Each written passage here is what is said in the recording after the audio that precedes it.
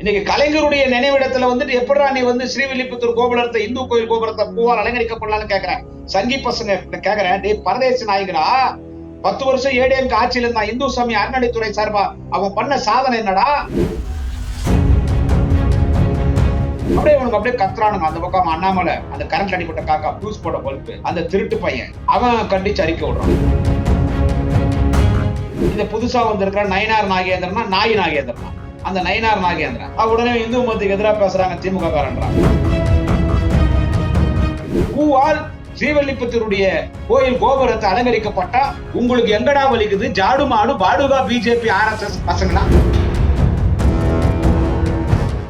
கோயிலுடைய கோபுரத்தை கலைஞருடைய சமாதி நினைவிடத்திலேயே பூல் அலங்கரிக்கப்படுறா, அப்ப சேகர் பாபு அண்ணனுக்கு எவ்வளவு தைரியம் இருக்கும்?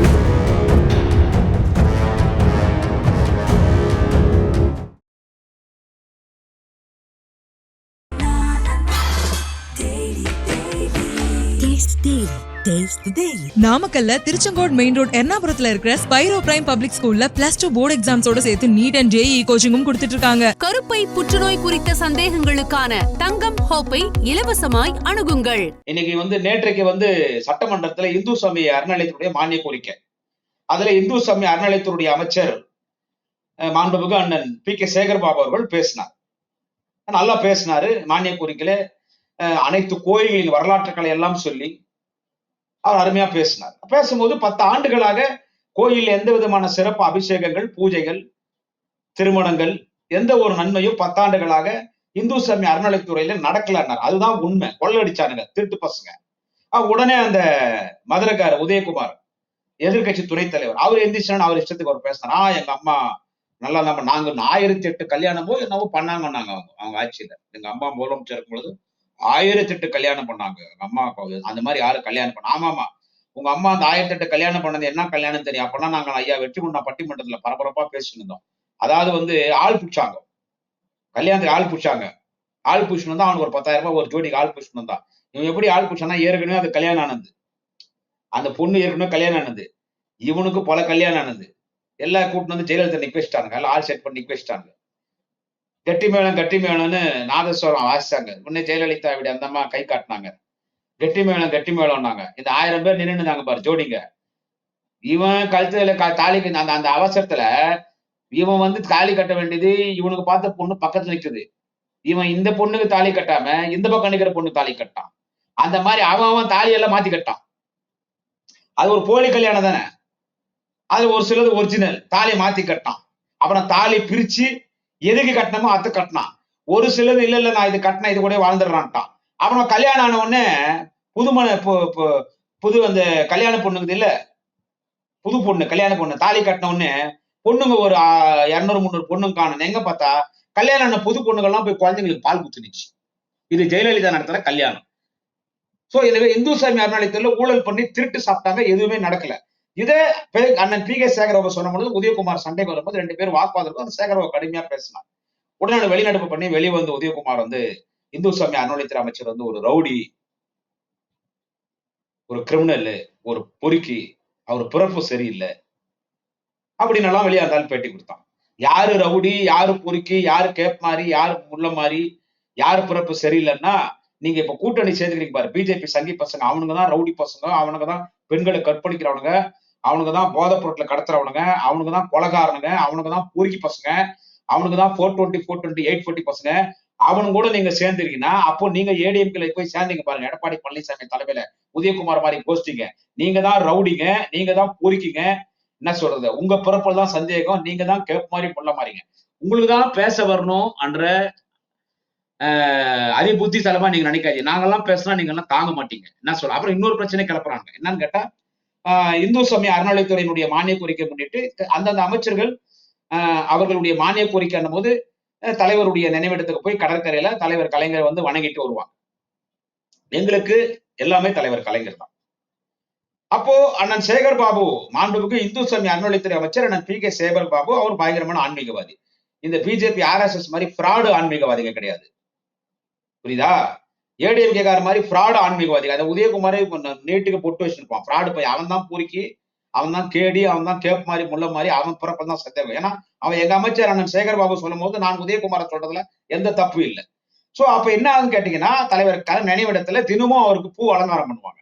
நேற்றைக்கு இந்து சமய அறநிலையத்துடைய மானிய கோரிக்கை என்கின்ற காரணத்தால் அண்ணன் சேகர் பாபு அவர்களினுடைய வேண்டுகோளின்படி அங்க இருக்கிற திராவிட முன்னேற்ற கழகத்துடைய நிர்வாகிகள் பூவால் அலங்கரிக்கப்பட்டு நம்ம ஸ்ரீவில்லிபுத்தூருடைய கோயில் கோபுரம், அதுதான் நம்ம தமிழ்நாடனுடைய சிம்பல். அந்த கோயில் கோபுரத்தை அங்க வந்து பூவால் அலங்கரிக்கிறாங்க. கோயில் கோபுரத்தை செட் பண்ணிருந்தாங்க பூல. அந்த அழகா நீங்க பாத்துக்கலாம், தலைவர் கலைஞர் நினைவிடத்துல கோயில் கோபுரம் வந்து அலங்கரிக்கப்பட்டிருந்தது. இதை என்ன பண்றான் பிஜேபி காரன், இதை வந்து எப்படி நீ வந்து கலைஞருடைய அந்த சமாதியில வந்துட்டு ஸ்ரீவில்லிபுத்தூருடைய கோயில் கோபுரம் தமிழ்நாடு அரசனுடைய சிம்பல், அது எப்படி கோயில் கோபுரத்தை அங்க பூவால் அலங்கரிக்கப்படலாம், அதுவும் கலைஞர் சமாதி அலங்கரிக்கப்படலாம்? அவர் நாத்திகவாதியாச்சே, அவர் இந்துக்கள் திருடன்னு சொன்னாரு, அதை அவன் எழுதி வச்சிருந்தான் எவனோ ஒருத்தன். நீ சொல்ற அந்த மனுஸ்ருதி மயிறு சுருதின்னு இல்ல, என்ன சொல்றது, அதுல இருக்கிறத சொன்னார். அவர் ஒண்ணும் தனியா சொல்லல. எல்லாமே நாங்க பேசுறோம்னா மனுஸ்ருதியில இருக்கிறது தான். உடனே இந்து மதத்தை உங்களுக்கு கொச்சைப்படுத்திட்டாங்கன்னு சொல்றீங்கன்னா, யாரெல்லாம் பேசுறாங்களோ, நான் ராஜா பேசுறதா இருக்கட்டும், யாரு பேசுறதா இருக்கட்டும், சகோதரி மதிவதினி பேசுறதா இருக்கட்டும், யாரு பேசினாலும் அந்த மனுஸ்ருதி அது என்னன்னோ இருக்குது, கர்மம் பாப்பான் எழுதி வச்சுக்கிறான் எத்தனோ 1000 வருஷத்துக்கு முன்னால, அதுல இருக்கிறதா நம்ம சொல்றோம். அவன் சூத்திரன் எல்லாம் என்னன்னு சொல்றான், நம்மள சூத்திரன்றான் இல்ல, பாப்பான் என்ன சொல்றான், பாப்பானுக்கும் பிராமணர் அல்லாத பெண்கள், பாப்பானுக்கும் பிராமணன் அல்லாத பெண்கள், அதாவது தேவதாசிகளுக்கும் பிறந்தவர்கள் தான் நீ சூத்திரன்டா, நீ எல்லாம் வந்து அதாவது வந்து தொடையில பிறந்தவன், பிறக்க வேண்டிய இடத்துல நம்ம தான் பிறந்துக்கிறோம், அததான் நம்ம பேசுறோம். உடனே இந்து மதத்துக்கு எதிராக பேசுறாங்க திமுக காரன்றாங்க. ஆச்சுங்களா, அதை சொன்னார் கலைஞர். உன்னை இது அப்படியே எப்படி நீ வந்து கலைஞருடைய சமாதியில எப்படி நம்ம இந்து கோயிலுடைய கோபுரத்தை நீ வந்து பூவால் அலங்கரிக்கலாம், அப்படியே அவனுக்கு அப்படியே கத்துறானுங்க. அந்த பக்கம் அண்ணாமலை, அந்த கரண்ட் அடிப்பட்ட காக்கா, பியூஸ் போட பல்பு, அந்த திருட்டு பையன், அவன் கண்டிச்சு அறிக்கை விடுறான். இத புதுசா வந்திருக்கிற நயினார் நாகேந்திரனா, நாய் நாகேந்திரனா, அந்த நயினார் நாகேந்திரன் அந்த ஆள் அறிக்கை விடுறான். அதுல இது ஒண்ணுக்குது பாருங்க, இந்த பரட்டத்தலை கொரில்லா குரங்கு, இந்த இந்தி இசை இந்த குலகத்திரிக்கா பட்ட, அது அப்படியே எப்படி இந்துக்கள் திருடர்கள் என்று சொன்னாரே, இந்துக்களை கேவலமாக பேசிய கலைஞருடைய சமாதியில் எப்படி பூ அலங்கரிக்கலாம், தலைவரை கொச்சா பேசுது. நன்றி கட்ட பொம்பளை இந்த இந்தி இசை குலகத்திரிக்கா, அந்த பட்டத்தாச்சி, அந்த கொரில்லா குரங்கு, அந்த இந்தி இசை, உனக்கு எம்பிபிஎஸ் சீட்டு கொடுத்து கலைஞர், உன் கல்யாணத்துக்கு தாலி எடுத்துக்கிட்டு தலைமை தாங்க கலைஞர். கலைஞர் இல்லைன்னா உங்க குடும்பமே இல்லை. உங்க அப்பாவுக்கு பெரிய கௌரவம் கொடுத்து அவரை வாரிய தலைவர்கள் ஆக்க, அந்த பண்ண வாரிய தலைவர், இந்த பணமரணம் எல்லாம் அதுக்கு வாரிய தலைவர் ஆக்க வந்து அரசாங்க சார் விருது கொடுத்தது எல்லாம் ஜெயலலிதா இல்ல, கலைஞர். உன் குடும்பத்துக்கு கலைஞர் அவ்வளவு முக்கியம். கலைஞர் இல்ல, திமுக இல்லைன்னா இன்னைக்கு இந்தி இசை சவுந்தரராஜன், பரட்டத்தழ்ச்சி, குள்ளக்கத்திரிக்கா, குர்லா குரங்கு, கருங்குரங்கு, உலகழிவு, உள்ளூர் கேள்வி, இந்தி இசை, நீ ஆளே அட்ரஸ் கிடையாது, எங்க இருப்பனே தெரிஞ்சிருக்காது. நீ கலைஞர் விமர்சிக்கிறியா? உன்னை பிஜேபி கார அந்த எச்சராஜா போய் எப்படி நாத்திகவாதியில போய் கோபுரத்தை வரையில ஏண்டா, நாங்க சாமி கும்பிடாத கட்சின்னு சொல்றீங்க திமுக. என்ன சொல்றது, திமுக வந்து சாமி கும்பிடாத கட்சி, நாத்திகவாதி கலைஞர்னு சொல்றீங்க.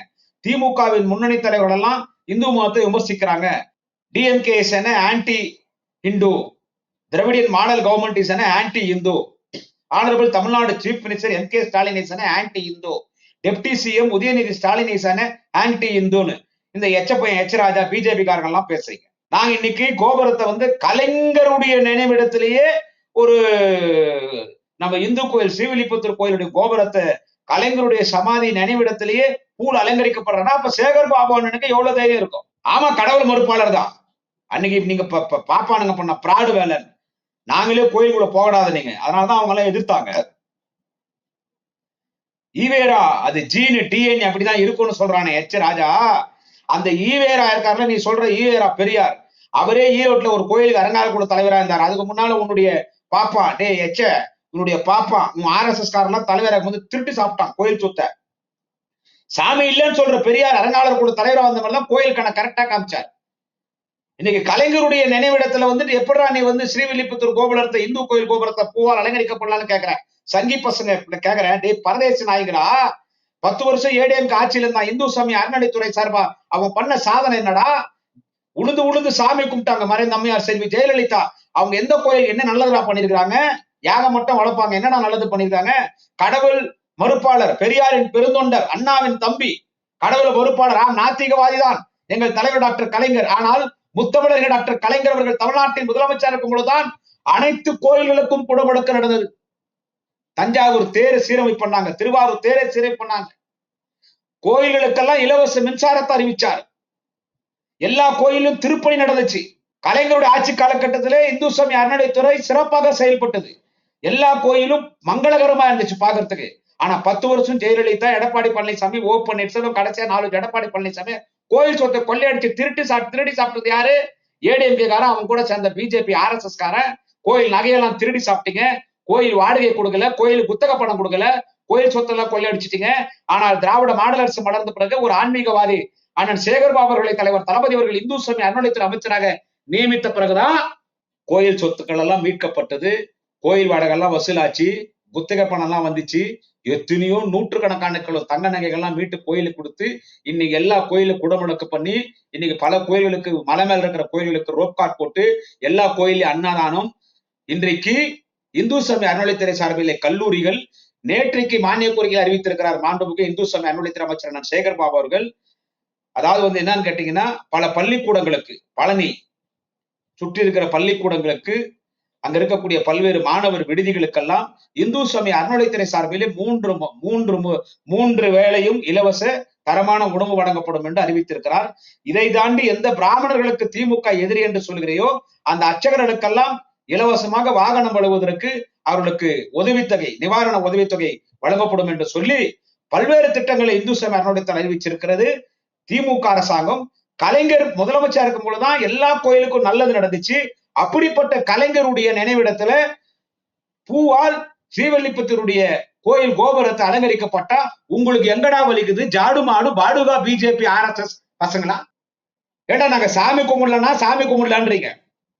பொன்முடி அத்தை பேசிட்டாரு, பொன்முடி ராஜா இத்த பேசிட்டாரு. அப்படி எல்லாம் பேசுறது தப்புதான். அதை நான் நியாயப்படுத்தி பேசல, திடீர்னு சொல்றேன். அதை தளபதி கண்டிச்சிட்டார், தண்டிச்சிட்டார், முடிஞ்சு போச்சு. அதை இவனுதான் தினம் பேசினுக்கிறாங்க.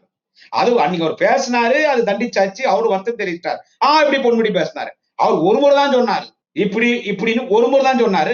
அது தப்பு, மிகப்பெரிய தப்பு. அவர் தண்டிச்சாச்சு, கட்சி பதவி எடுத்தாச்சு. அமைச்சர் பதவியில ஒரு பதவி கிடையாது, கட்சி பதவி தான் பெரிய பதவி. எடுத்தாச்சு, தண்டிச்சாச்சு, வருத்தம் தெரிவித்தார். அவர் ஒரு முறை சொன்னாங்க. இந்த பிஜேபி RSS சங்கி பசங்க, இந்த நாய்ங்க, இந்த டாக்ஸ், இந்த சங்கி டாக்ஸ் தினம் 100 முறை சொல்றான். தினம் 100 முறை அதை சொல்லி இருக்கிறான்.